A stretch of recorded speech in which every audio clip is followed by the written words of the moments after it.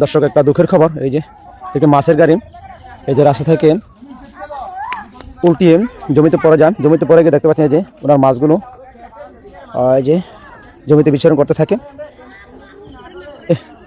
দেখেন, আর এই মানুষগুলো সাধারণ গ্রামের মানুষগুলো কিন্তু মাছ ধরে নিচ্ছে আমরা দেখতে পাচ্ছি।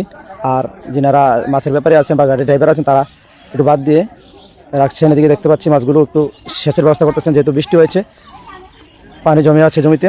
এই ঘটনাটি ঘটে কুমিল্লা জেলার বরুড়া উপজেলার ক্যাম্পতলি উত্তুপাড়া অর্থাৎ নিমসার থেকে বরুড়া যাওয়ার যে রাস্তাটি আছে কেদারপুর পার হয়ে একটু যদি আপনি দক্ষিণে আসেন তাহলে কিন্তু এই অবস্থানটি পেয়ে যাবেন। দেখতে পাচ্ছেন গাড়ি, শিং মাছের গাড়ি, যে আমরা দেখতে পাচ্ছি শিং মাছের গাড়ি কিন্তু উল্টে পড়ে একবারে দুর্ঘটনা ঘটে। যে একবার সবগুলো মাছ একবারে পড়া যায়। যে ড্রাম দেখতে পাচ্ছি আমরা, মাছের ড্রাম একবার বানাতে পারে। মাছগুলো দেখেন বিচরণ করতেছে শিং মাছগুলো।